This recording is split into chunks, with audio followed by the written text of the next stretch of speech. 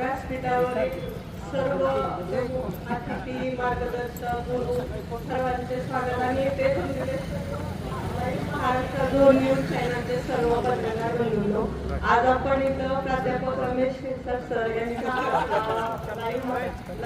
Maharashtra 2 news चॅनलच्या 3ऱ्या वर्धापनानिमित्त जमलो आहे.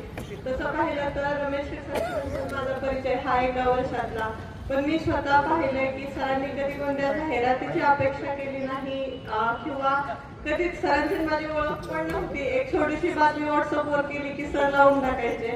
मला जवळ 10-15 बातम्या झाल्यानंतर सरांची माझी भेट झाली, तरी पण आतापर्यंत सरांनी कधीही जाहिरातीची अपेक्षा ठेवली नाही.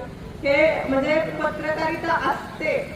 आणि मी पण आता सगळेच पत्रकार बघते, सगळेच पत्रकार बंधू सगळेच चांगले सहकार्य करतात, पण सरांनी कोणतीही अपेक्षा न ठेवता खूप चांगलं सहकार्य केलं. चांगल्यातल्या चांगल्या बातम्या, छोट्यातली छोटी बातमी जरी सरांना दिली, सर आम्हाला एक प्रेस घ्यायची म्हणून फोन एक मध्ये काही फोटो प्रकार मी प्रेस घेतली होती. सर एक छोटासा फोन केला 1 तास अगोदर.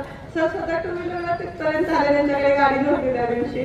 मला एवढं आश्चर्य वाटलं की एखाद्या पत्रकाराला आपली बातमी लावण्यासाठी म्हणजे एका चांगल्या बातम्या मिळतात तर त्या स्वतःहून तिथं जाऊन लावायच्या, आग्रह नाही करावा लागत की या आमच्या बातम्या घ्या. एक छोटीशी म्हणजे एवढं पत्रकारिता आणि एवढे म्हणजे कोणत्याही गोष्टीचा विचार न करता खरी गोष्ट चांगली गोष्ट लोकांपर्यंत मांडण्याचा प्रयत्न करतात.